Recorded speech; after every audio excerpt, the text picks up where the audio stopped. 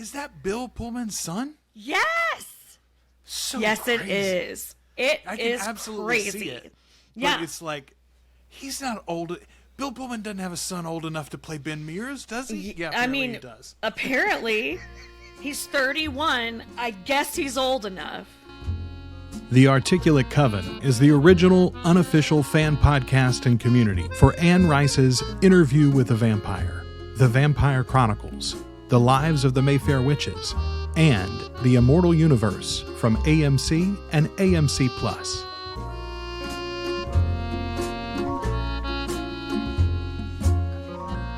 Welcome to The Articulate Coven. We are your hosts. I'm Joel. I'm Ashley. And we are The Articulate Coven. Ashley, Joel? the theme song is back. I get to argue with YouTube about whether or not I have the rights to use it again. I'm so excited. Oh, excellent. It's back to old times. I love it. This is excellent. If you haven't been watching or listening to our Midnight Mass coverage, we just got done with that as the launch of our spin-off podcast, Flan Again, and you can expect more from that show soon. So if you do like Mike Flanagan content, please go subscribe to that so you'll get Fall of the House of Usher when it starts releasing.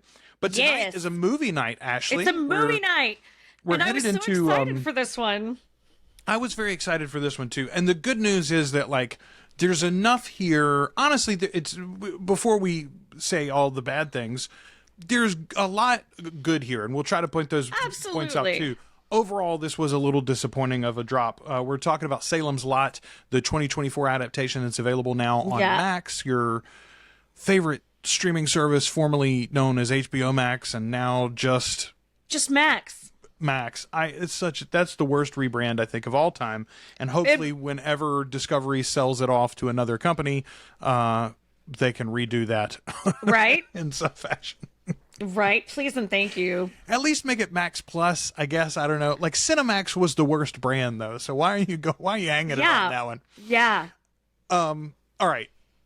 Before we get to Salem's Lot, I do want to remind people that coming up on this show, Articulate Coven, we are the fan community and podcast about Anne Rice's Immortal Universe. We've been here for forever and a day. We have been so long.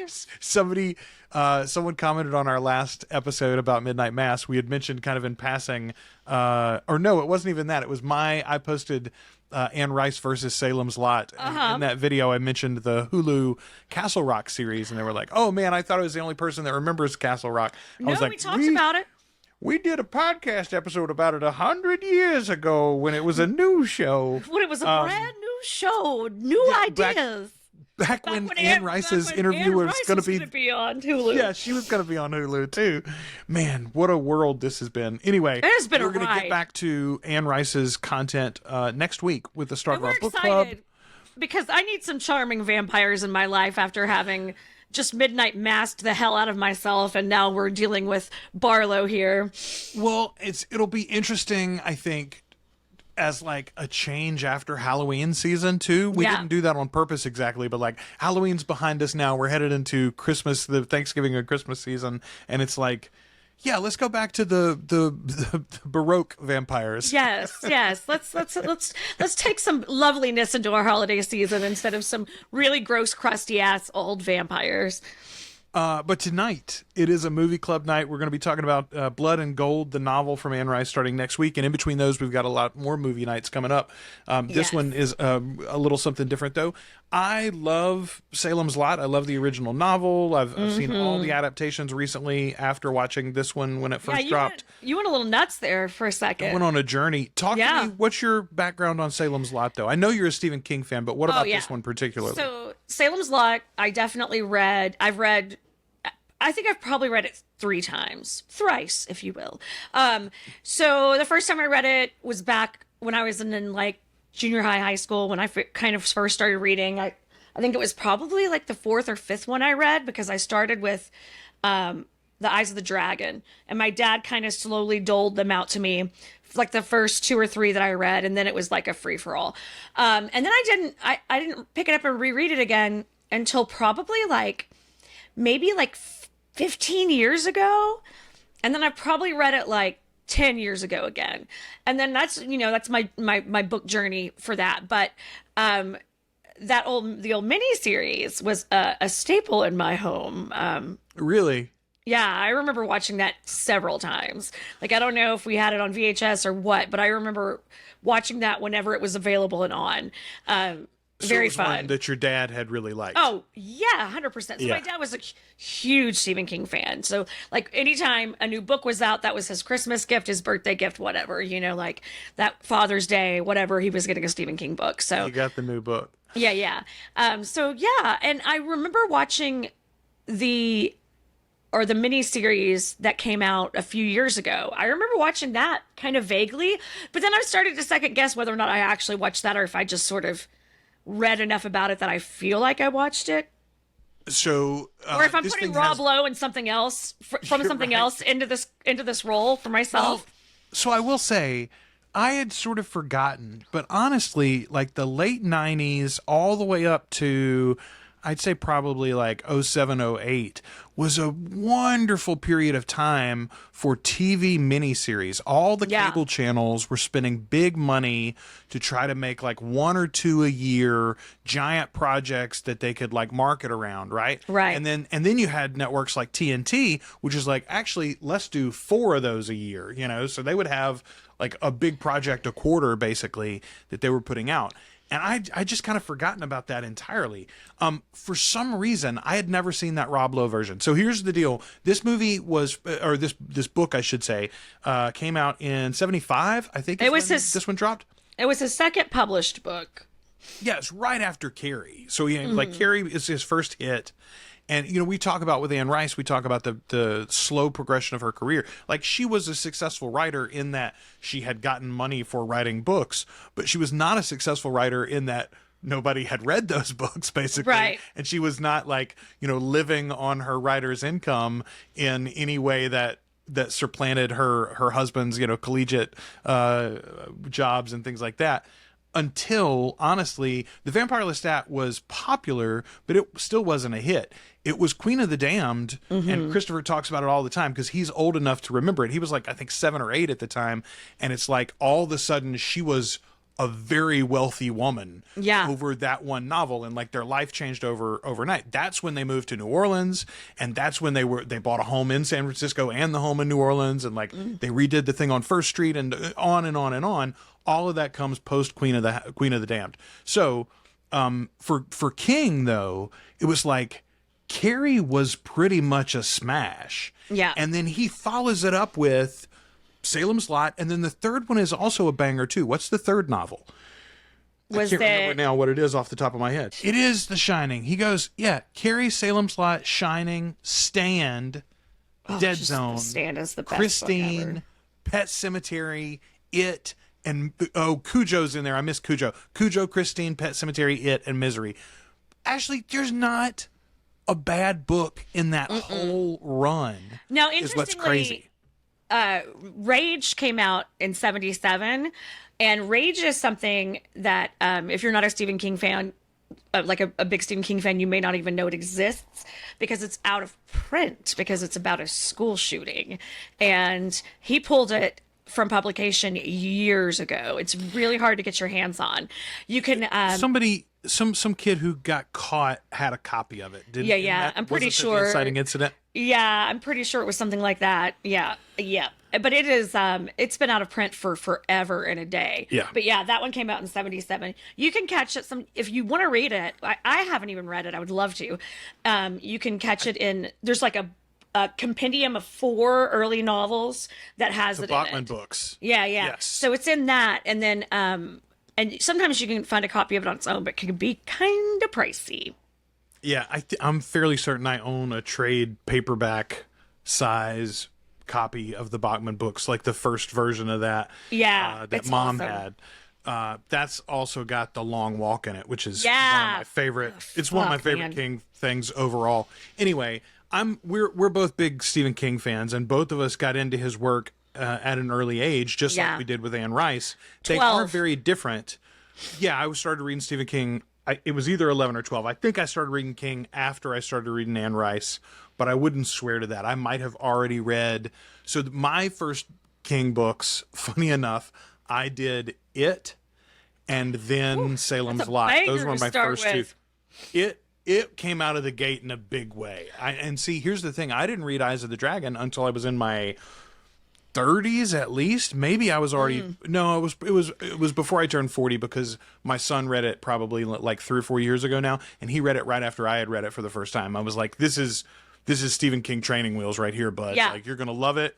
It's not. There's like 3 things that are going to be like at all challenging for you. He was like 10, maybe, I think. Yeah, really precocious 10-year-old at the time. It is a great Stephen King starter book. Yeah, Great. And there's also really cool tie-ins to other characters and other books and things like that, which is fantastic.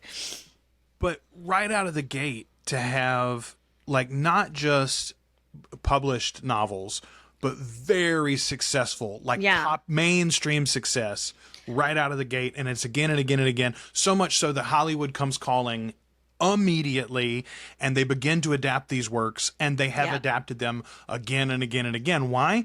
It's not because they weren't successful the first time. It's because they made money the first time, and they'll make money if you run that name out again. So Yeah, and chances are Salem's good. Lot- yes. You can improve upon what was done before, because not every adaptation of Stephen King's works are created equal. you Well, know? even when there's a good one, in the case of like the It adaptation with Tim Curry, God. and this Salem's Lot adaptation from that we're talking about right now from the 70s, 1979. This one was done by Tobe Hooper as a Who I two-part. love. I fucking Tobe Hooper, love sorry. Tobe Hooper. So this was released over 2 nights on like mainstream TV, and I was trying to explain, and this honestly was already over a little bit as such a special thing by the time I was young, because you had cable already, and like there were a bunch of channels. But I do remember when I was a very small kid, and it was really just the 3 main networks that were doing this kind of programming ever. Right. And when there was a miniseries on, it was like everybody you knew Yeah. would be watching this show 2 or 3 nights in a row on NBC or ABC or whatever, right? That's what Absolutely. this was. And Like, it was people would go to on- work the next day and "Did you talk see about what it." Barlow did, you know? Yeah, yeah. Well, because it's like, and it was a huge, like, just an incredible, like, breadth of subject matter too, and like genres and things like that. So you'd have like a horror thing like this, and you'd have like North and South, which was like a historical fiction drama, Yes, and God. things Or like Lonesome that. Dove. They did Lonesome like Dove, 4 of those. Yeah, yeah, Yeah. So it's always really cool stuff and like great production value. They dump some decent money into it to kind of make a cool thing that and it would be cheaper than doing a show, way cheaper than producing a show, you know? Well, and it would, at the time, it was really the only way you'd ever get movie stars on television. Movie Yeah. stars would not do TV shows in the 80s and even into the 90s, really. Right. And the first way that you would get them to do it at all is you'd be like, this isn't it's a made-for-TV movie. It's a miniseries movie, right? We're going to do 3 nights of, this grand It's a whole spectacle, thing. blah, blah, blah. Yeah, and anyway, it's interesting to look back on, and I think if you're younger than us by very much at all, you really missed this Yeah. time, and you don't understand what those things were in pop culture, and especially now that they're all edited down into like 3.5-hour movies. Like if you go watch the '79 version now, it's like a 3-hour, 40-minute movie on Max, I Right. think. Or the 2004 version with Rob Lowe is like, again, I think it's like 3 hours, 25 minutes or something. So this movie or this book has been adapted in 1979 by Tobe Hooper as a 2-part miniseries for TV. Then they made a sequel called Return to Salem's Lot in 1986. That was a straight to theater movie.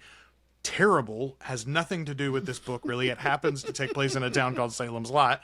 There are a handful of connections, but it has no connection to the story of this book or the movie either. It doesn't have anything to do with the miniseries. And then they redid it again in 2004 with Rob Lowe, as we said, which honestly, if you want a true adaptation of Salem's Lot, I think that's about as good as you're going to get. Yeah. It's going to be a while before they'll tackle this again. Anybody will. I mean, we can always cross our fingers and say maybe Mike Flanagan swings back to it instead of doing Midnight Mass sequel, maybe. So, I mean, theoretically, we might could get an 8-episode version of this down the road, but that's going to be a long time coming. Well, and Go watch that Rob Lowe if you haven't seen it. You can rent it, or I Yeah. think it's on sale on most of the digital storefronts right now. It's quite good. It's Yeah. better than this one, I'm afraid, the 2024 version. yeah, there are things about this one that I really liked and had fun watching. But again, if you're looking for more of a pure adaptation, this really does not hit all the boxes for most people, which I think was the beef people had with it. Some of the casting is egregious, and then and then and then as a result, some of the acting is egregious. But there's some really good stuff in it. There's some really good casting in it. There's some really good moments in it. There's some really creepy shit in it. There's just some good fun vampire violence in it, which is always a treat. I think that I hadn't reread Salem's Lot in so long that I didn't really feel as committed to the source material when I watched this. Yeah, you weren't cut to the quick by all the changes, maybe. Yeah. And then I went back and reviewed. I was like, oh, I mean, that was nothing close to what really happens. But I still enjoyed myself for the most part, I guess I can say. So I'm going to try to sprinkle in some feedback from different folks throughout this, but here's a comment from Nancy Ward, our Queen of the Damned, one of our patrons. We appreciate you, Nancy. We do. I've not read the book, so I don't have any point of reference to compare to. It's difficult to condense any novel into a complete movie, as others have said. It really takes a series to do it justice. But I enjoyed this. The special effects were well done. I thought the actors did a fine job. I'm a car enthusiast, so seeing all those classic cars was like car porn for me. The one thing I truly appreciated about this movie over everything else was that they didn't attempt to make it into a modern day adaptation. I think this is one of the best things that you can say about this one, honestly, is that it is period. Yeah. It held true to the time period of the book, and I half expected to see kids walking around with their eyes glued to their cell phones. It was nice to see King as an executive producer as well. Love the cinematography and the color tones used. Not sure of the technical term. Yeah, the color grading, I think, is what you're talking about, Nancy. And it was used purposefully to give it a 70s sheen. It feels like a 70s movie. Yeah, like what they did with Argo. It kind of had that sort of it felt very of the right time. I didn't find it campy, but I do question the fact that hardly any of those wooden stakes appeared sharp enough to penetrate the heart, let alone pierce the breastbone of the undead. At any rate, I enjoyed it and would watch it again. So I've watched it twice. Yeah, it's not unenjoyable at all. Yeah, there are parts of it that are great. As well, yeah. And I mean, and again, if you're it's one of those things. It's like Mayfair. I think maybe if I hadn't read The Witching Hour, didn't have already some preconceived notions in my head about how this should go, that I would enjoy it more if I hadn't read it. And I think this is a really fun vampire movie. There's some really cool shit in it that is not at all in Salem's Lot. Yeah, absolutely. If I'm the kind of person who's just seen all the Blades and the underworlds of the world, but I'm not a reader, really, this is right up my alley. I agree with you 100%. And the two big things that I think do improve it, the two things I would say that are better here than in the 2004 version from TNT, it's the time period. That one was... I will say this. It's interesting to me because the book is not a period piece, right? No. The book was written in 1975 and it's set in 1975. Yeah. So he was just writing it as it's modern day. It's just here. And with Anne's work, all of her books are set in a certain year because they were released in that year, basically. And for the TV series, they've moved the modern day of the telling forward. I mean, almost 40 years on it. I kept saying it was like 20 years further, and I'm like, it's not. It's like 40 years different. Old. We went and got old. We got so old. Yeah. Anyway, but the 90s were a minute ago, Ashley. Like a breath ago.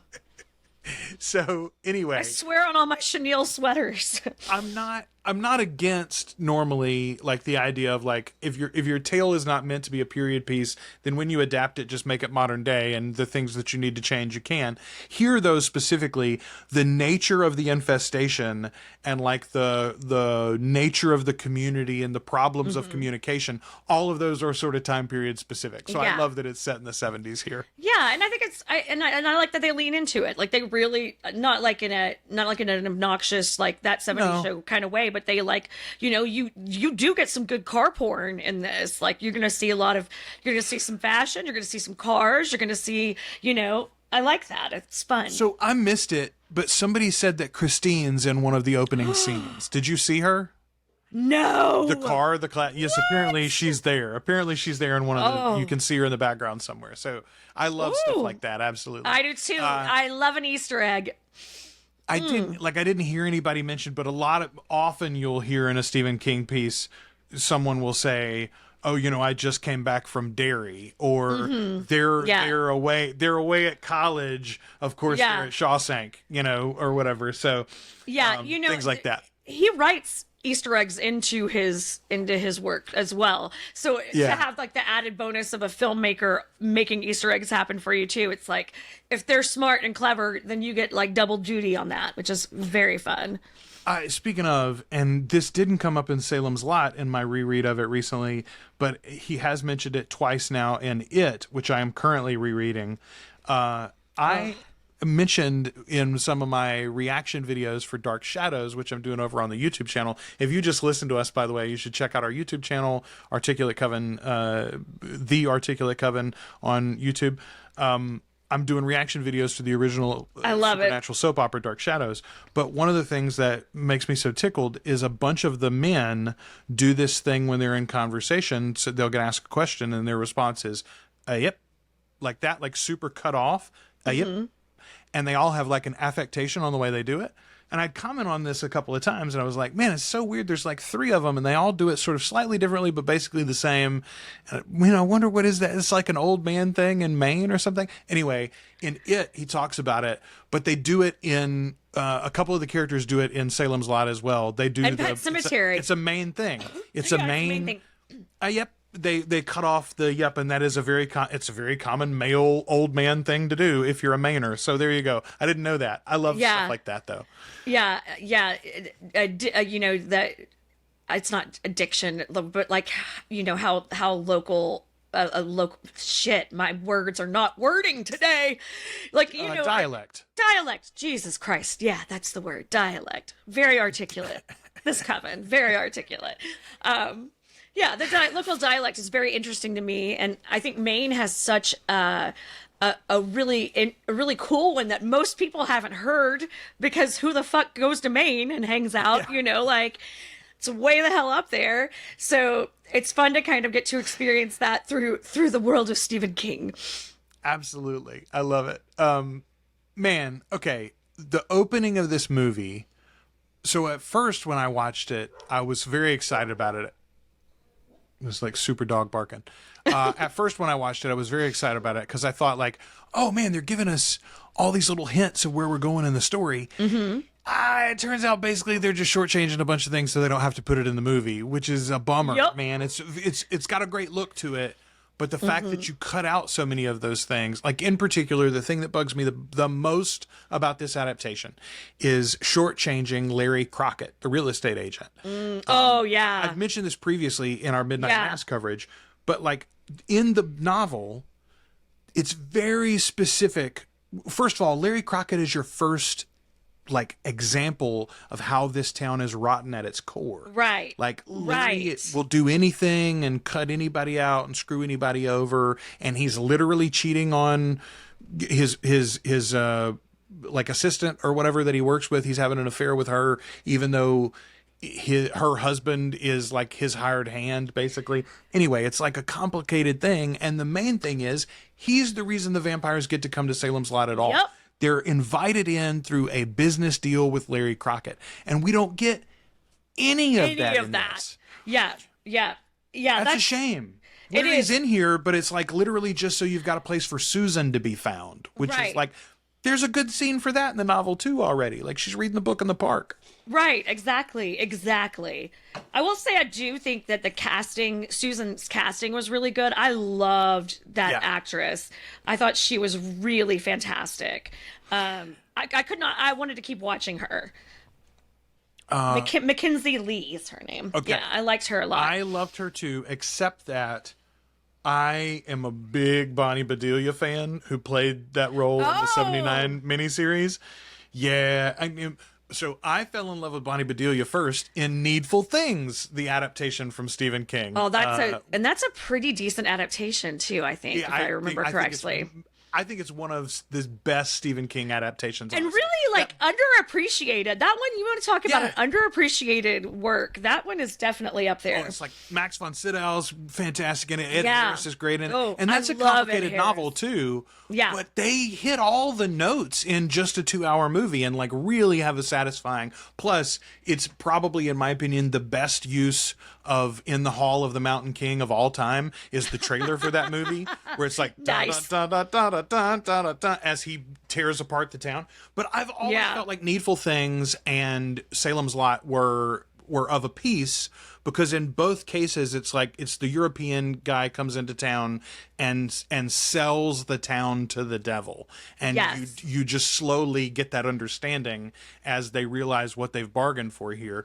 But it to me it's like Barlow and I can't remember the guy's name from Needful Things, but those two guys, I guarantee you they knew each other. Yeah. Like wherever they came from before. And they're buddies with Flag. They know, they're all friends. They all know each other. Yeah, absolutely. RF and friends. But you're right though. The Susan role is pretty good here, and there's a handful of things that she gets to do in this one that she didn't get to do in the 79 miniseries, just because of the nature of women's roles in entertainment at the time. I liked Pullman too as Ben Mears. I love Ben Mears. I've always loved that character. So is that Bill Pullman's son? Yes. So yes, crazy. it is. I can absolutely see it. Yeah, but it's like he's not old. Bill Pullman doesn't have a son old enough to play Ben Mears, does he? Yeah, apparently he does. Apparently, he's 31. I guess he's old enough. Yeah, I mean that's Jesus. I thought he did great, except that again, I feel like they sacrificed some of Ben's arc in the book and in the miniseries and in the other adaptations. You know, Ben's got this whole storyline with the Marston house specifically, right? And we just lost all of that's in the intro, and that's all we get. Yeah, and that's it. And his whole reason for coming back is like, it's not clear. It's like, oh, I'm coming back to like write a book. Like it's like the most surface, and I think that's the deal with this adaptation, is just that everything is very surface. Everything that is there is just not enough of it. You know, it's not enough. There's certainly not enough Father Callahan to suit anybody that is a fan of Salem's Lot. I guarantee you that is a universal opinion there. Okay. It did occur to me today, Ashley, as I was getting ready to record with you. I was just thinking about it, and I was like, man, I'm going to have to hurry up and get to those Jesus books by Anne Rice, because folks are going to think we're anti-Catholics doing this and Midnight Mass back to back. Like, I mean, let me tell you something else about a priest, what they'll do. Here's another drunk priest. Yeah, no, Man. Father Callahan's, he's doing his best. He's doing his best. I will say, and having watched all of them now, none of the adaptations get this right either. Father Callahan does not end in this story. No. Father Callahan shows up in the Dark Tower books eventually. No big spoilers. Time. Yeah, but big time. Like, these vampires continue on in a way. Like, there's more to that. And I love that there is a resolution to his story and there's an arc to his story. But I also loved, even before I knew that character would ever show up again, I always felt like, boy, Father Callahan's out there doing something bad. you know? Like he's involved in something terrible. Yeah, or he's got I did wonder, like, shit. does he get a redemption arc someday, in any other way? I always sort of assumed that Stephen King would circle back to Salem's Lot and have a true sequel. He never really did. There's a prequel story and there's a sidequel story that are both short stories. I think they were even in the same short story collection. I think they're both in. Yeah, I can't remember which one now, but anyway. But the acting for Father Callahan was great. The casting, I think, pretty much across the board is good. The one that I really want to applaud, honestly, is Straker. No. I do. Yeah, no, I do. No! Listen, he's very different than what I had imagined, but I think he's very effective too. Now, it's terrible. Oh. So it's James Mason in the 79 miniseries, right? That's the guy who plays Straker, I think. His Straker was amazing. This Straker is a notch down from that, but I do think he plays the charm incredibly well. right? Like the idea of like why would the adults let this guy come into town and like open up shop and like, why do they not arrest him immediately when children start disappearing, et cetera, et cetera? There's a lot. He plays that part of it well. I mean, maybe. Sure. I think I hate this actor, I think is what my problem is. I think I just hate this guy. I think that I just don't care for his acting. I think he's always too much for me. He's always just like, I'm like, can I take the cardboard out of your mouth from the scenery that you've chewed, please and thank you, sir? I just can't with him. I did not enjoy him in Game of Thrones either. I enjoyed him in moments of Game of Thrones, but like... Oh, I forgot he was from Game of Thrones. Yeah. Well, maybe you would have been angrier if you had remembered that. I might have, actually. So he's a Danish actor. A fucking Pilu Greyjoy. Asbeck. Yeah, he's Theon Greyjoy. Of course he is. No, he's not Theon. He's the... Oh, not Theon. He's yeah, the he's older the one. uncle. Yeah, Theon's uncle. Yeah. My Piece bad. of shit. Anyway. I agree. Yeah, he is pretty bad. I really struggle with this actor. When I realized, I was watching it and I was like, what? This is really terrible and I hate it. And then I was like, why am I so angry about it? And then I realized that it was him and I was like, it's you! You're trying to ruin this for me. So no, I did not care for that particular piece of casting. I'm going to not 100% agree with you on that. It's so funny. Kelly and I have recorded 4 of our reactions for Wolf Like Me so far, and in either the second or the third one, Ashley, I said something, and she just turns to me and goes like, "Oh, I don't agree with that at all." Who are you? I literally had to stop and be like, man, I think the rule is generally like yes and, babe. Like you can like disagree with me, but you don't just say that I'm like wrong, like straight out. Exactly. I'm gonna show her that clip of you being like, no, Joel, let me explain to you some ways in which I'll add to your assessment of that. You know, like you did that very artfully. I have a real beef. I want to like him. He's interesting. He's interesting looking to me. I'm like, well, okay, with that, he did have a great look for Straker, right? Like again, yeah. like you want this, again, like there's still moments in there that are really good, but then it would just jar me right out of it, and I would be like, I'm back watching this last terrible season of Game of Thrones, and I'm so angry about it. Maybe it's PTSD. So, here's the like. Just the perfect example. The book spends, okay, so if you're listening to the audiobook, you are 10 hours in before Barlow's box shows up. Right. And the movie starts with the box being dropped off. And that's why this movie is unsatisfying for people who are book lovers, honestly. Like there's a whole novel about the town. Yeah, before the vampire shit that they starts. didn't bother to create. You know, like when you get down to it, it's like, do I care that this town has been overrun with vampires? Meh, I like some of these kids, and Alfred Woodard's always good, you know, but like... Okay, so the thing that occurred to me on the rewatch, and I hadn't thought about this on the first one, but so Kelly and I watched it together the first time. She did not rewatch it with me because she did not. She was like, man, you've talked up Salem's Lot a lot. This ain't it. I don't know what you were on about, but I was like, no, you're right. This is not what I've hyped up. The same thing happened at my house. It was the exact same thing. But at the end of the movie, towards the end of the movie at some point, it's one of the scenes where our heroes are just surrounded by vampires, just dozens of vampires everywhere. And the thing that occurred to me on the rewatch was the reason this movie adaptation makes that change. You never really have those. There's not an army of vampires to be fought at any point in the novel. They literally do it onesies, twosies. Yeah. And they fight a bunch of them, but they do it onesies, twosies. The reason why the movie needs to do that is to give us any stakes at the end, because we don't really care about any of these people. Even Ben, really, we don't really get to know. Right.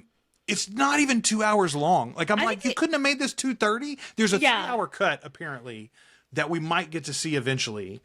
But I genuinely, I can't imagine it wouldn't have been better. Like, I think one of the only reasons you could have added to make it worse. Right. One of the only reasons why I have any sort of like and connection to Susan's character is that because you get to see that conflict with her mother. So she's the only character that we get to see any sort of like relationship building and conflict aside from the actual conflict just being that there's fucking vampires.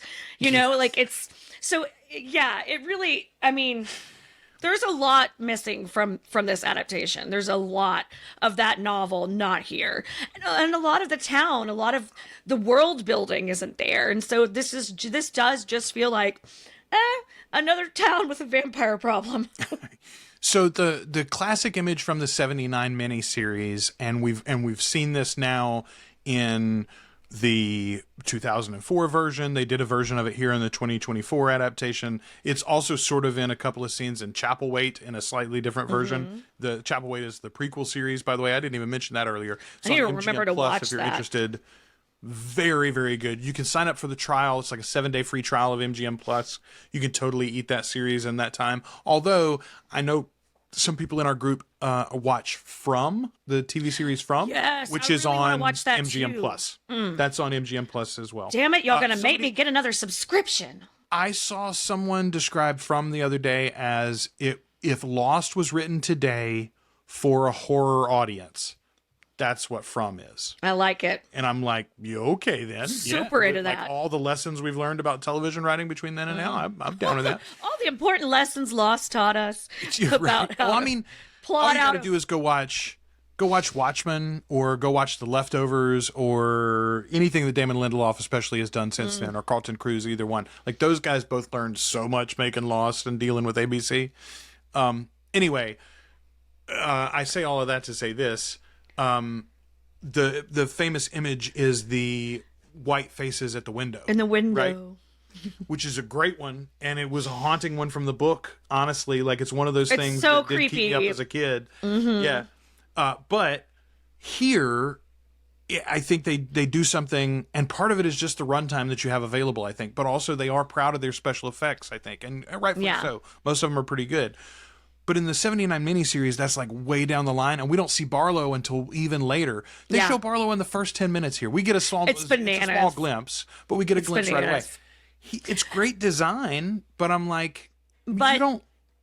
If you show me your vampire trunk this early, I'm gonna know it's a vampire box. You know, again, like, give me claws or something. I'm fine with knowing it's a vampire box, but to actually show the face so early, I was surprised by, and I was a little let down by, honestly. Yeah.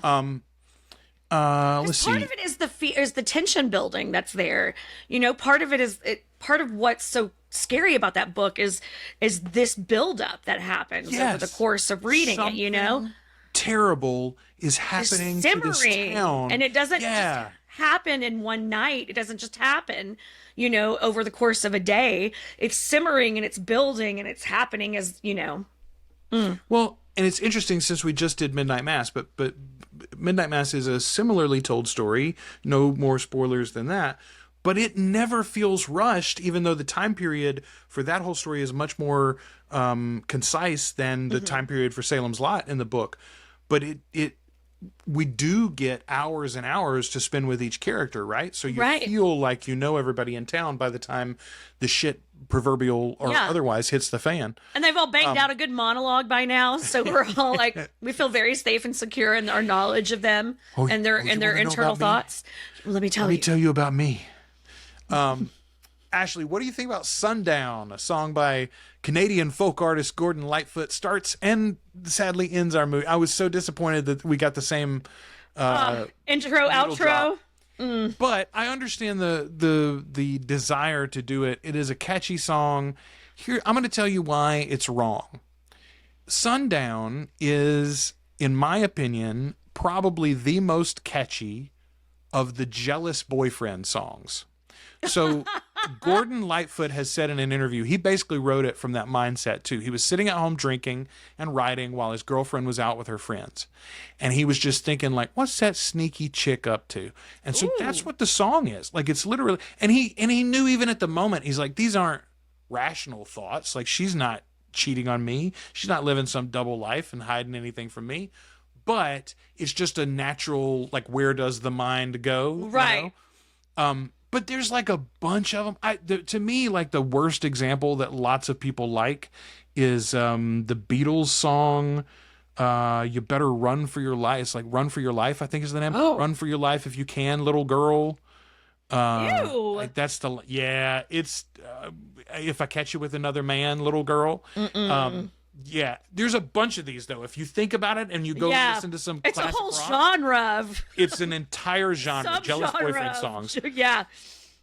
And it's all just like masculine insecurities, honestly, you know? So to me, the song doesn't actually, if you actually listen to the song, it doesn't have anything to do with the sun going down. Vampires, right? It's not spooky at all. It's got a vaguely spooky, like the rhythm is a little spooky tone to it because it's a man talking about being suspicious of a woman. Better take care. Yeah. Anyway, there was a better choice here, and if you hadn't thought about the fact of that song being like pretty fucking creepy, there you go. Now you are. Enjoy that stalker song, friends. Okay. So Larry Crockett is in it, but like he may as well not be. Super small cameo, I guess, for book lovers. There's a good transition shot though from Crockett's logo to the winding staircase at Eva's house, the boarding house where Ben goes. I love that moment. I was like, oh, okay. Whoever the director is on this, I'm down. That guy's got a future. He was not responsible for the writing here. I would say that. And my guess is he didn't have final edit either. Oh no. Okay. Were you confused for a moment when Eva first shows up to say hello to Mark, though, or to Ben Mears? I was certain that was Kathy Bates. It's not. She doesn't even really look that much like Kathy Bates. That's hilarious. You just expect her. You expect Kathy Bates in the Stephen King situation. Like, well, no, I honestly didn't, because I read a big thing about her recently where there's like she was going to retire and then she got Matlock offered and she's like, oh, I'll do this thing. So when I saw her and I thought it was her, I was like, I didn't fucking know Kathy Bates was it. She's been real quiet about that. yeah, that's not Kathy Bates. I like this character though. She's fun. So I like her too. I will say again, this is something we missed though. Eva's got a cool backstory that's connected to the Marston house. And it's great in the novel. They really do it in the 2004 version. The 2004 adaptation is awesome for this part of it.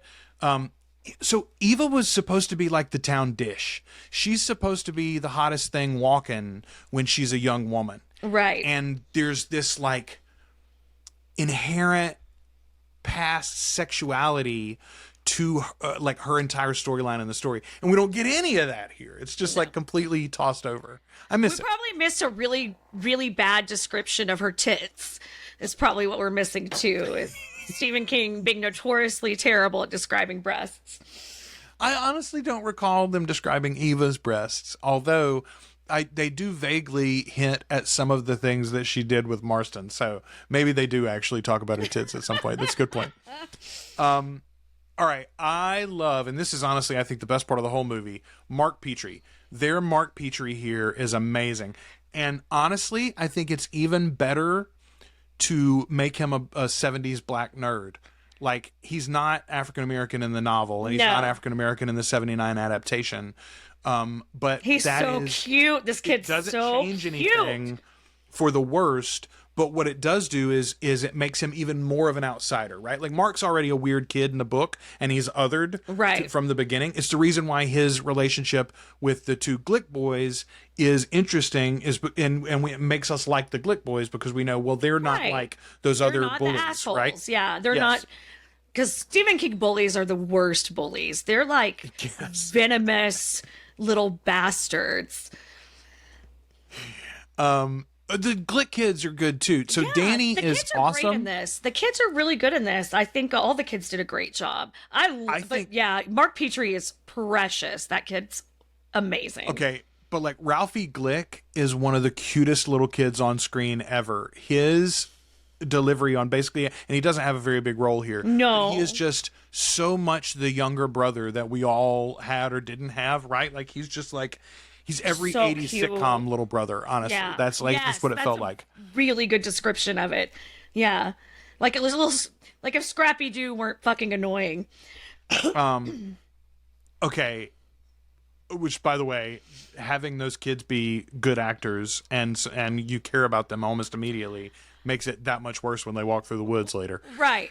Because it's like it is one of the few times you do feel some fear and some stakes, like, and you're concerned for them. Yeah. And I will say this is one part that he's really that old Game of Thrones is really good and creepy in this scene with these kids. Okay. I'm going to go ahead and skip that. We're going to skip a song. I'm going to talk about Clap for the Wolfman in a second. We'll come back to it, though. All right. I mentioned the walk through the woods from the Glick Boys. This movie, this is one thing they do wonderful here. This is not in the book. This is not in the 79 adaptation. There's no reason given for why the Glicks cut through the fucking woods anywhere. Right. And here, they make it perfectly obvious why they cut through the woods. Because they see Straker, they get creeped the fuck out, and they're like, not by him, actually. Let's go that way. Over here.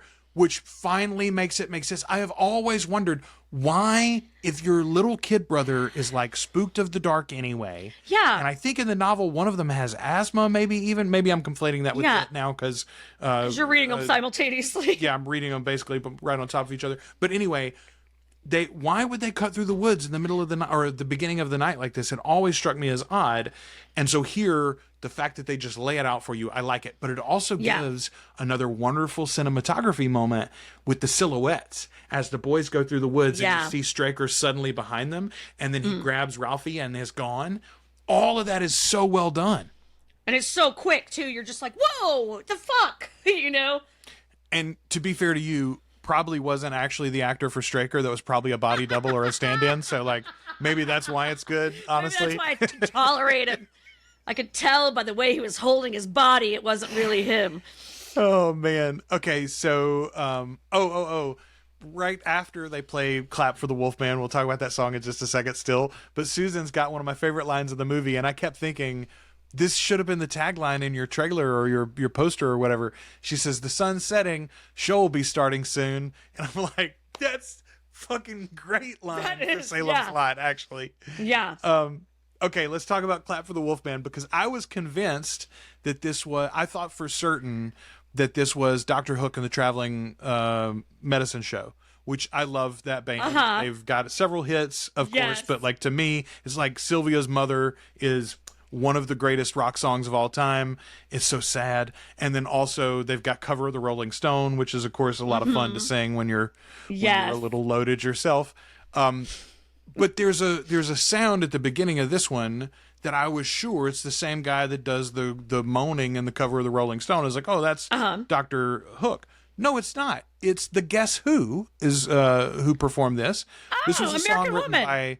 Yes, this is written by Burton Cummings, Bill Wallace, and Kurt Winter, performed by their band, The Guess Who. The song appeared on their 1974 album, Road Food. The song was ranked 84 on Billboard magazine's top Hot 100 songs of 1974. So this was not a huge hit. But the Wolfman in question, Clap for the Wolfman, is Wolfman Jack, who is the voice that you hear. That's the one who's like this, baby. He talks like, that's Wolfman Jack, the famous DJ. I love it. I saw the Guess Who in concert. No way. I did at Magic Springs, a small theme park in Hot Springs, Arkansas. I was my brother and I were the youngest people there. We went with my mom. The Guess Who is like her favorite band. Weirdly, like her favorite fucking band. And my dad would always screw it up and think she meant the Who. She was like, it's not the Who, it's the Guess Who. Tommy. She's so pissed about it, like all the time. It was so funny. So funny. But yeah, I totally have seen them in concert. There's a great Animaniacs bit about that. Confusing the Guess Who and the Who, I believe. Yeah.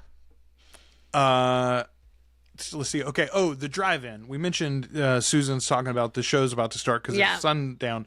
The drive-in, I think, is maybe the best invention for this movie. It's not in the book. It's not in the miniseries. It's a great idea. Look, it's a good set piece at the beginning. Brilliant. It's a great set piece at the end. But this is a big piss off for people that have read the book, because it's like, oh, you invest all this fucking time in building this giant place, this set, this whole fucking thing that doesn't exist in the book, and you're making a huge deal out of it. It becomes the place that the battle takes place, and it doesn't exist in the book.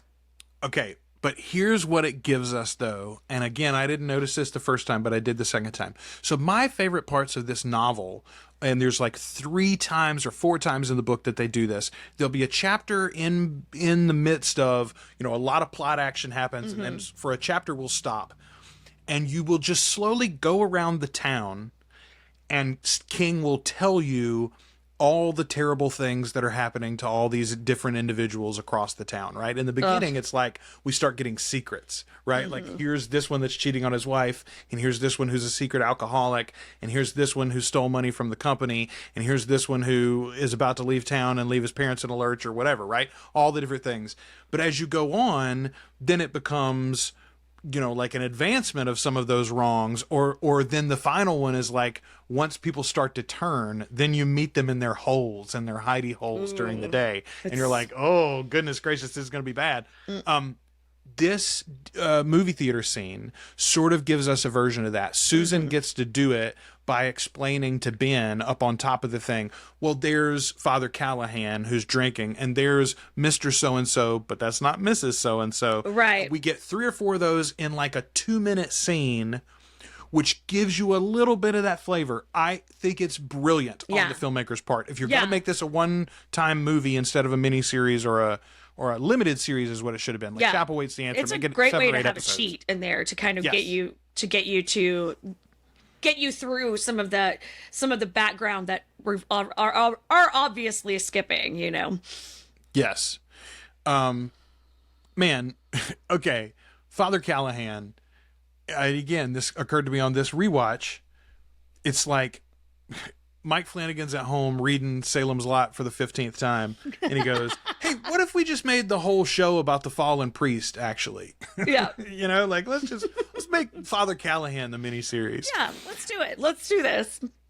I've always loved this character. I think it's awesome how he is so flawed and yet so committed to his job, right? He's also not like some like sold out on his faith in a way that he can't have a conversation with you. We've talked about unexamined faith before in Midnight Mass and other places. He's a priest you could ask questions to. Yeah. He wouldn't get mad at you about asking the questions, right? We could just have a conversation about them. Maybe that's why he's an alcoholic, honestly. Well, you know, right. I mean, he obviously has some things that he's not working through himself, but in the meantime, he's taking care of people as best he can. So I guess there's something to be said for that. There's a really good line right after we meet Father Callahan coming out of the jail. The constable says, Father Callahan says, all it takes for evil to succeed is for good men to do nothing. And he says, well, that's the problem, Father. You see any good men around here lately? And I love that from the constable especially. But to Father Callahan, it's very telling. And honestly, he doesn't have a good answer for him either. No. He's like, I don't know, actually. Actually, that's a valid point. Valid point. I'm going to take this as a Midnight Mass reference, by the way. We get just a little soupçon of Nearer My God to Thee from Susan's mom on the organ. I clocked it. I was like, yeah. Damn it, that song is lingering, isn't it? Oh, okay. All right. Dani. So Ralphie's been taken away. Dani comes home with amnesia and he's sick. And then that night he's hearing something outside. First of all, if the fog suddenly appears out of nowhere outside your window, like, don't go outside. We're not going out there, kids. We're not going outside. If you hear something out in the darkness. No, you don't. No, you don't. No, you didn't. Shh. I love the creepy ass shot though of the seesaw going down behind Dani.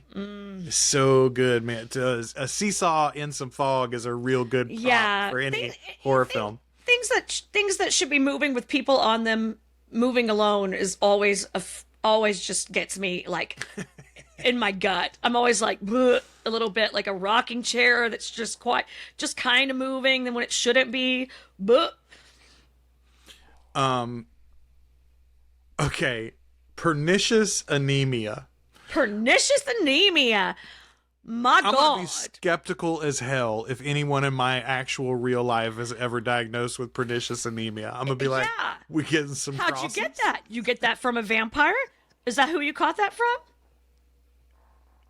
Let me see that neck. Let me see that neck. Because we know how anemia happens for a lot of reasons, but pernicious anemia, I'm pretty sure only comes if a vampire's been eating you. I'm genuinely. I'm going to get very Catholic for a while, I think, if anybody ever comes up with pernicious anemia. Nope. We will know what's happening, Joel. We will be the ones that know.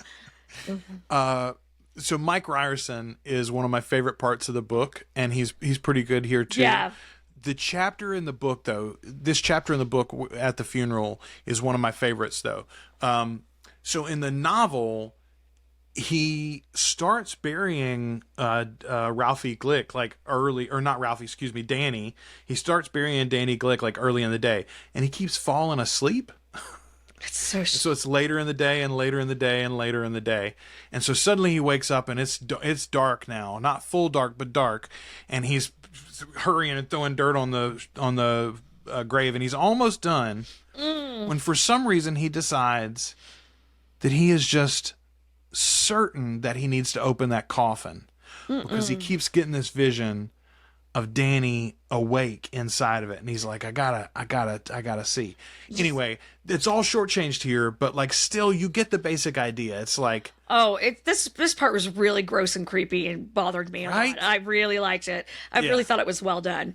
I thought it was really well done.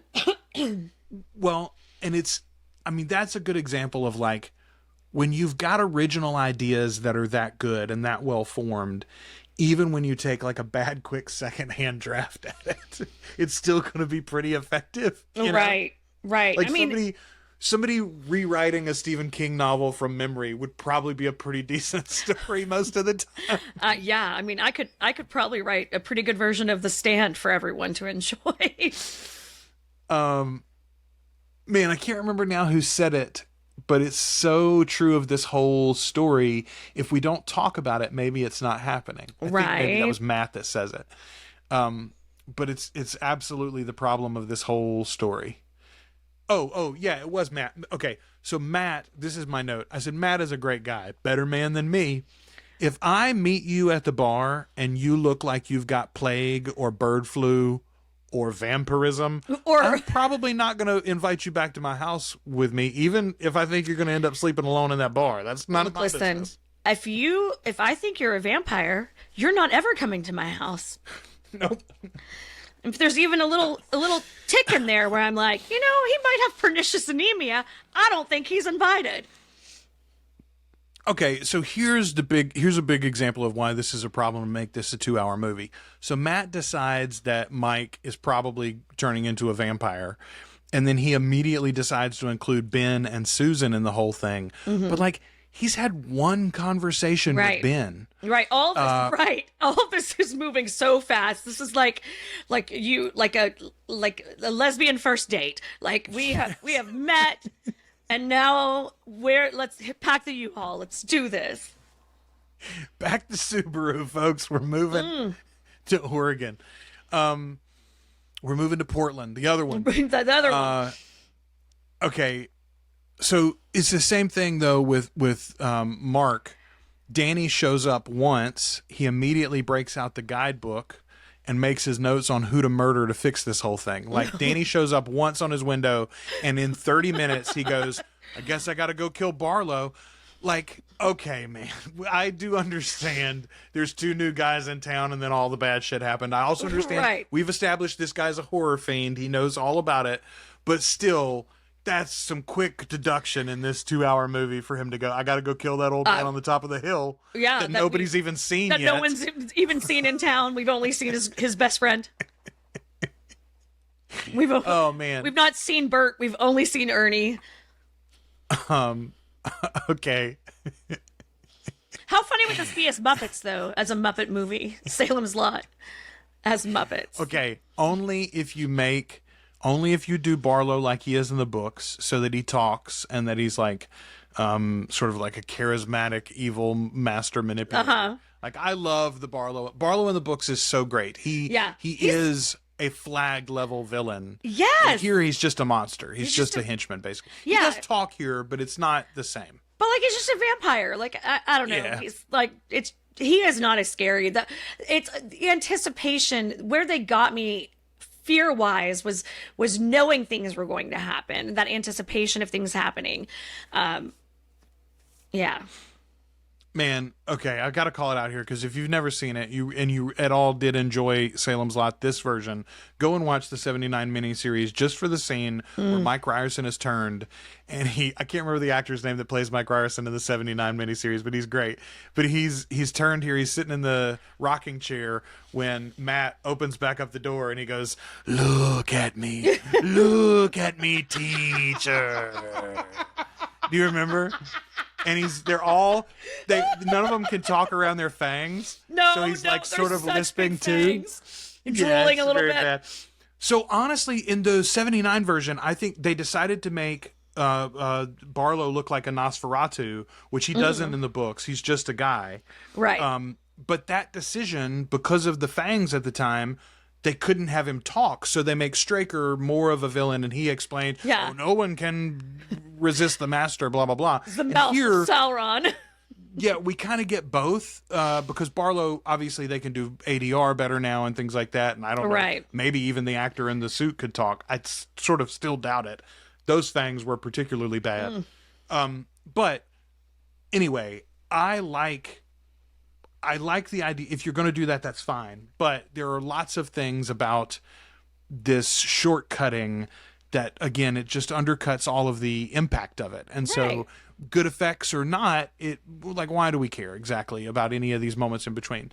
And I think some of those, even with bad effects and even with lisping vampires because of the fangs, it still played better in the 79 version. Right. I know, I will say this, you and I both, I'm sure, have quite a lot of nostalgia bias for that 79 version. Yes, 100%.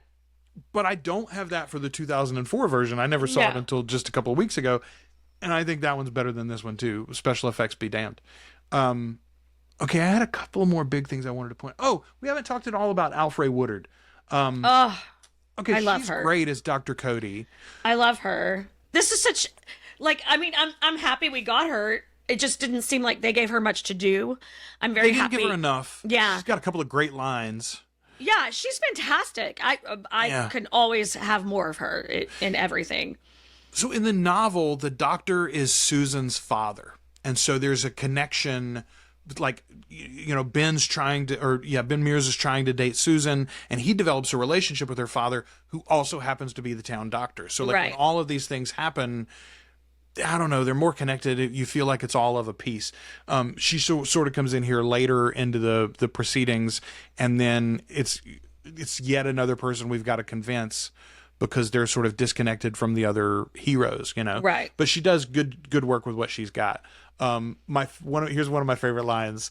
They ask her, I think this is Ben, "Don't you want to exhume Danny Glick?" And she goes, "No, I don't. I don't want to do any of this." Yeah. It's so great. And exactly well done, ma'am. She's the voice of reason, I think, here, which is fine. God bless. No, we make black women be the voice of reason all the time. Yeah, boy, that is so fucking true. Fingers crossed for a couple of days from now. Yeah. No one does my favorite parts of the book, or one of my favorite parts of the book. And I don't know if you remember this, Ashley. The cellar steps at the Marston house. Do you remember this? I don't know. There's a trap. So in the novel, it only happens once, and it happens pretty late into the game. But I'm trying to think who. Well, I'm not going to spoil it. But there are no steps in the end. They've cut the steps off, and it's dark. There's no light, and so when you start down the steps, you fall. And there are literally like spikes below. They capture somebody that way. I do remember that now. It is the only redeeming thing about the not a sequel from the 80s. They do a version of the booby trap steps. Oh, excellent. In that one. Yeah. And I was like, you guys remember, it's such a graphic part of the book, and it's the hit of who you lose from the team is like, oh my God, what's going to happen at this moment? And none of that's here. It's just a shame. The Marston house overall, the set is great here. It looks fantastic. Right. But it's just the place where the vampires live in this adaptation. And it is. And it's so important because it's what connects so many of our characters that don't know each other. It is what is bringing our main male character back into town. It's where the But fucking vampires are going to live. It's and the reason the vampires came to Salem's Lot in the first place is Right, the and things that happened in the Marston house. And it's just not 40 even years ago. It's just a house. It's an old creepy house in this movie. Yeah. Yeah, it's a shame. It's a shame that we missed that in particular.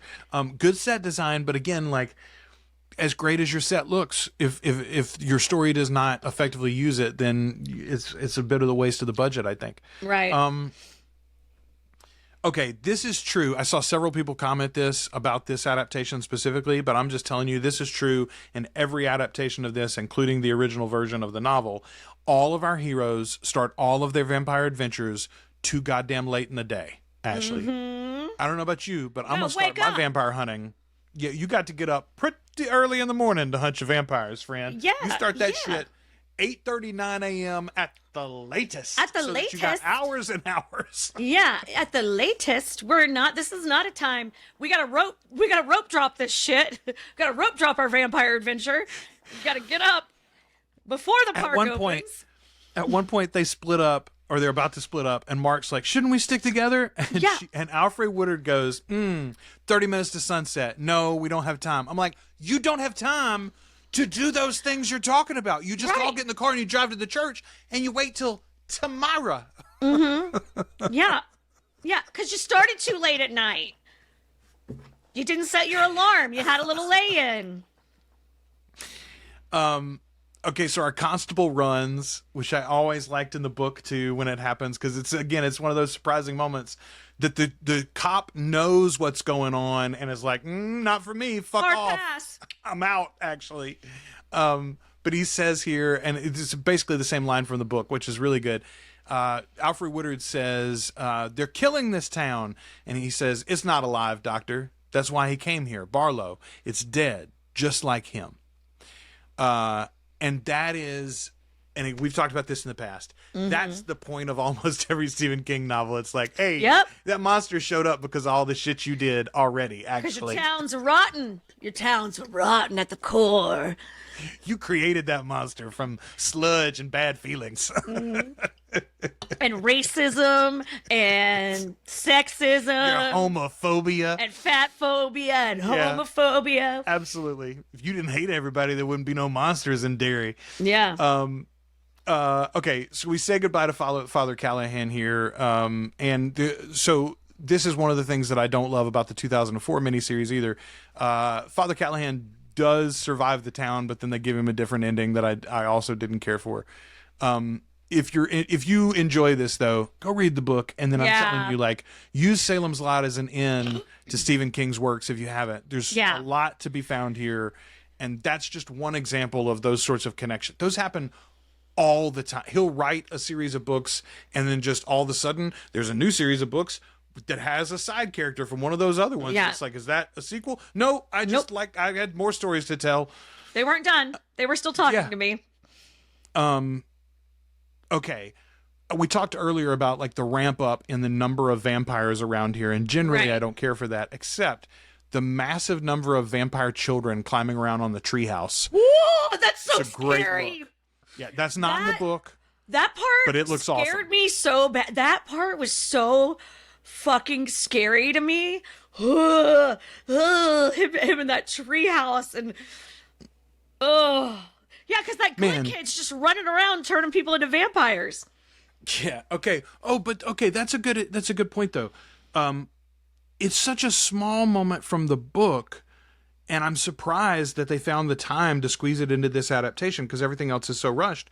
But Mark gets his moment where he goes one-on-one and kills Dani in the store. You know, he tells him, "I promised you, Dani, I wouldn't leave you like this." Yeah. But it's a beautiful moment, and again, it's like a little character thing, and I'm like, "Hey, look at that! They gave somebody an arc." You know, like it's not. I don't know. Again, I'm hopeful it won't take a year for them to release the full director's cut of this and give us the other hour, because I think there's maybe a great movie here. It's just not all here yet. It's just not all here.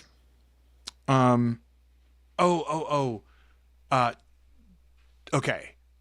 Dr. Cody getting shot is one of the best shocks in a movie maybe ever. It's a good jump scare, but it also, like, the effect of the shotgun blast is really awesome too. Like, she moves so far when she gets shot. It's just super effective. And you forget, like, they show you earlier Susan's mom grabbing the gun. Yeah. And so you should have known that it was there, but then so many things happen that you just forget about it. And then you're like, okay, well, here our heroes are, and they're going to come across it, and then boom, Dr. Cody is out. You're like, oh shit! Damn. It's a really good moment. Okay, did you call? I did not. Kelly called it though. The Deus Ex Machina sort of knocking the movie screen down. I hadn't expected it. I don't know why I didn't think about it. I loved it so much. Like, I loved that. So, like, it just gets worse and worse and worse, and then they're like, boom, sunlight, baby. Well, just the way that everyone was having to, like, back out of the shade into the sun, I was like, I knew it was coming. It was so fantastic. That was something I did love that. I loved that whole scene. That whole, like, it was so fun to watch, and like the fucking 25 minutes. Yeah, them being in the trunks of the car, like that's your coffin. Holy shit, I loved it. I loved all that. I thought it was great. But again, that could be in any vampire movie. Yes, that's the problem. Is that we didn't care about all the people climbing out of those of those trunks. Yeah. Yeah, we only knew one of them. Hell, we only cared about Susan. That's the only one you give a shit about at that point. She shows up at the very end. Oh man. Okay. So I didn't call him knocking the screen down though. But as soon as he got behind the wheel, I was like, "That's how we're going to resolve Susan's mama running around shooting the shotgun." I was like, "She's going to get run over." Absolutely. Which that was another good moment though. I love a little car on gun violence. Really, we talked about already a couple of great shots, but there's another really great one. Barlow on top of the movie theater in the projection. That's a great look, man. Yeah. Honestly, that's an example of how having a Nosferatu style vampire is better. Like, that silhouette would not look quite as menacing, threatening, if he's like a pretty blonde guy up there, you know? Yeah. Or even if he's like a Lost Boys style weird face, but otherwise humanoid. It's the longer arms and fingers. It's the bald head. It's the things that look unnatural that you know are just like a little off. You know, it's like the hands are too long, the shoulders are too you know, everything's just a little too thin. Everything's a little wrong. Yeah. But see, okay, that makes the end for Mark, where he's trying to escape under the screen and the monster's hands coming down. All of that is badass too. Again, way better. Okay, so like in 2004, Rutger Hauer plays Barlow. Which I he's love. Very good. Rutger Hauer. He's. I didn't know that he had played Barlow there. I love Rutger Hauer, period. But it was poignant to me that he got to play that role, because it was sort of like a second draft on his role from Buffy the Vampire Slayer. Like, Buffy, he played it for laughs, and here he gets to play it seriously, you know, in the 2004. But you know, he was one of Anne's choices in her mind for Lestat. Yes, like she saw Blade Runner and was like, "Oh, that's the guy that we need for Lestat." And I do think his personality on film especially colored some of her writing for Lestat in those years through the 80s and the early 90s too. Anyway, I like his Barlow quite a lot, and there's some good scenes with him where he gets to talk and be that, you know, like menacing evil. But we wouldn't get this finish with the rampaging and the biting, like when he squeezes his head through, it's like every dragon scene, you know, when the dragon's like trying to get into the cave at you. That's what it reminded me of. I love that, and you can't get that with a regular looking vampire. So no, you can't. I dig it. Okay. Speaking of Barlow, I just want to say that it's been a long, long time since I've seen Marilyn Manson, and I think he looks fantastic. This is a good feature for him. I'm glad to see him get a little acting work. I'm kidding, of course. But genuinely, I do wonder if they didn't squeeze some of that into the design. Oh, that's hilarious. A lot like Marilyn here, actually. That is really funny. That is fucking hilarious. Okay, I smack talked Sundown at the top of the film already, but I'm gonna drop it at the end here too because Well, the because they did opening it lines. twice. You can shit on it twice. The opening lines are pretty creepy when your movie finishes on a grown man and a little boy sitting in the front seat of a car together.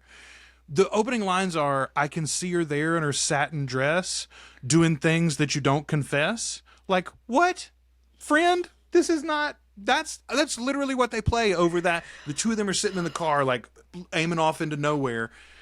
Anyway, I'll just say, too, go read this book, y'all. It's a great book. The prologue in the book, and they do this in the miniseries as well, they show you who makes it out of this thing in the prologue, but they do it in a way that is super compelling and has always been like, boy, you can tell a story any way you want to and still make it like very satisfying and interesting. Yep. You've given away the ending, and yet you haven't. And we don't get that here. They sort of try to imply it with them. Okay, it's the two of them in the car. Right. Anyway, it was a downer for me. It was a sad 30 seconds, last 30 seconds, when the last 30 minutes was so good. Was so good, yeah.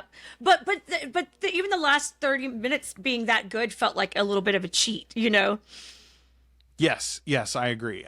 Well, and I do wonder, I'm telling you, they're going to drop a director's cut and you and I are going to come back and be like, actually, the 2024 adaptation was fantastic.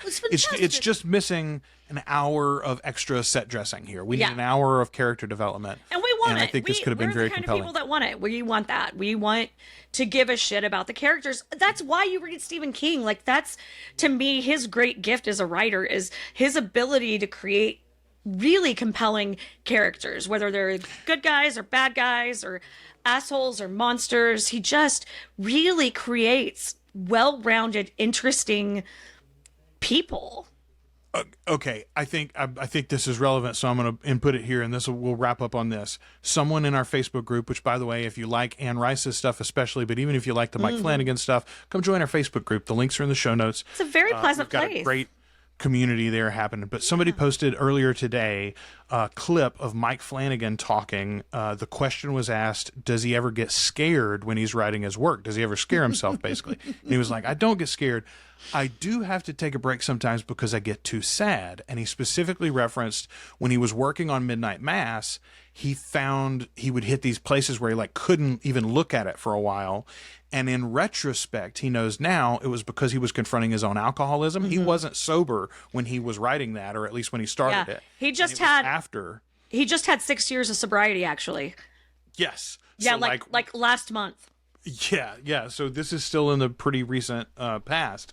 And for him, the alcohol elements in that story and the addiction elements that are in that story were so confrontational for him that he found it hard to do, even as he was the one writing it. Right. I think that is absolutely true. Specifically with addiction and with alcoholism for Stephen King, lots of his work is him warring with those demons inside of himself. Yeah. I made the comment in the Facebook group, I think this is the reason why Anne Rice's work sits so well with modern readers on the question of gender issues. Gender expression is something that I think, and I've said before, I think Anne Rice personally dealt with. She didn't talk about it in the same language that we do in the modern day, but I think gender expression was an issue for her, and she worked it out on the page. That is what makes those three people, I'll say, Mike Flanagan and Anne Rice and Stephen King, not that they're all of the same. We're not putting Mike on that pedestal yet, but that's the reason why their art stands above genre fare as a general rule, and why it gets spoken of in the same breath as mainstream award-winning literary fiction, because they write personal pain. They put it in there in a way that even if you haven't dealt with that specific issue, you can feel the echoes of your own issues. Absolutely. And you get to work it out there on the page with them, or on the screen with them, in the case of Mike and with these adaptations. So if you're wondering why these writers have lived so long and why their works stand the test of time, and in Stephen's case, why he continues to be so prolific and so successful, this is why, y'all. He's just picked up a pen to start another damn Dark Tower book. No way. I thought he was done. I didn't hear that announcement. Oh, my God. He's been teasing it for about the last 2 weeks. He's been kind of teasing it a little bit.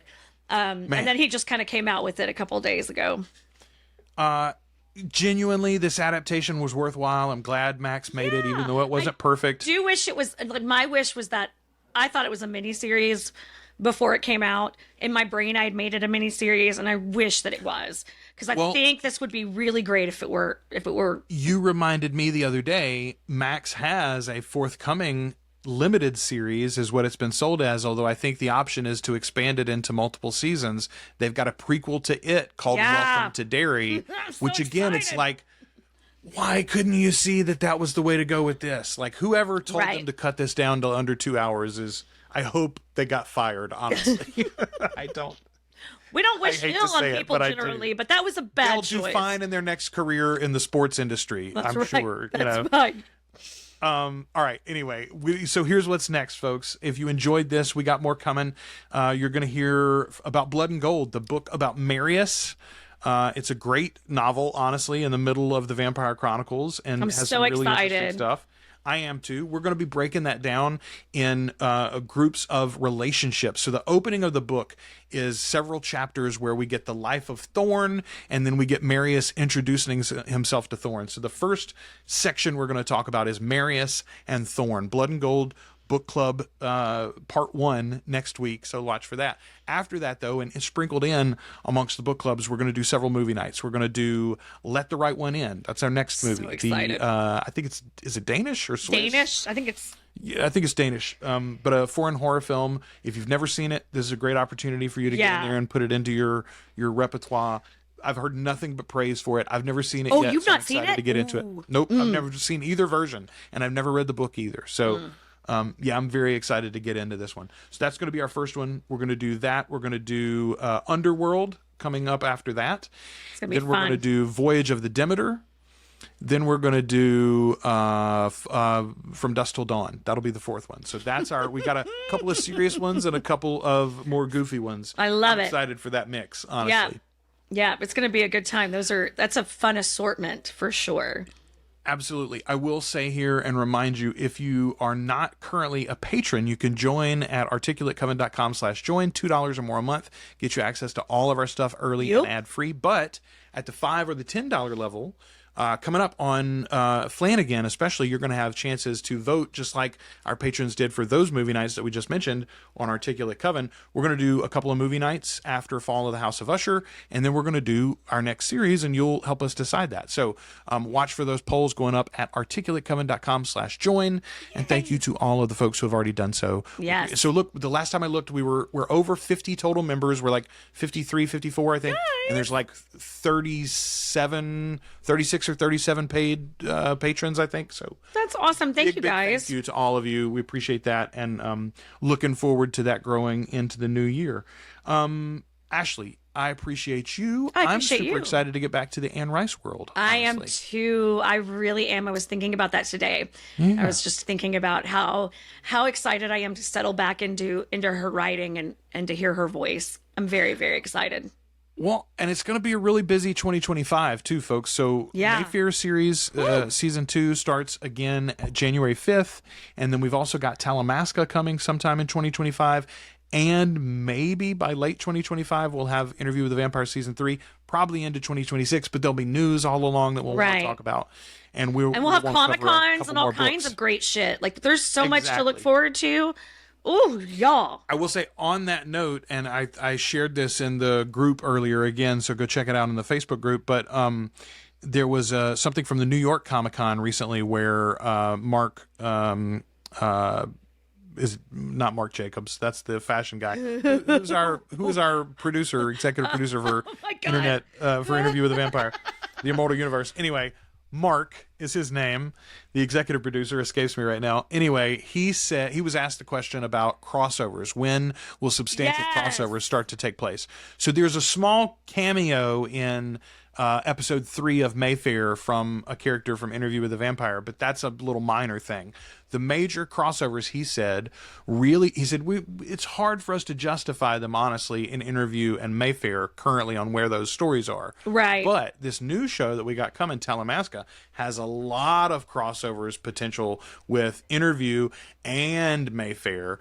And he really implied we're going to see some characters, and he said that we love and that we've learned to hate. Mm-hmm. in both of those series in Talamasca. So I think, again, this whole experiment from AMC is really ramping up in the next year. So it's going to be very exciting to see where we're at. Mark Johnson. Mark Johnson. God bless it. It's so close to Mark Jacobs. It's so close. And He's not nearly as It's fashionable. probably, he might not smell as nice. I don't know. Oh, goodness. All right.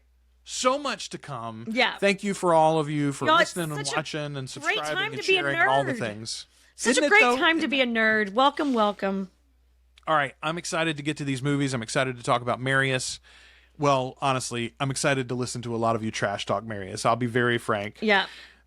Marius is a silly, silly boy at times, and we've got a lot of things to say about him coming soon. So, If anyone needs therapy, it is Marius. That man needs therapy. 1,000 years of therapy. men will build multiple plazas rather than go into therapy. Ashley, don't you know that? Oh my God. It's so true. All over the world. Yeah. All right. Until next time, go and read the first few chapters of Blood and Gold by Anne Rice, and then come back and join us for that first book club episode. Until then, we've been your hosts. I'm Joel. I'm Ashley.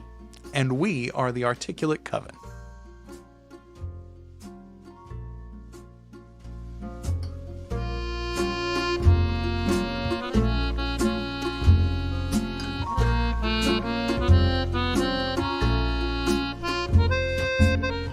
Thanks for listening to The Articulate Coven. If you enjoyed the show, check out our groups on Facebook and Discord.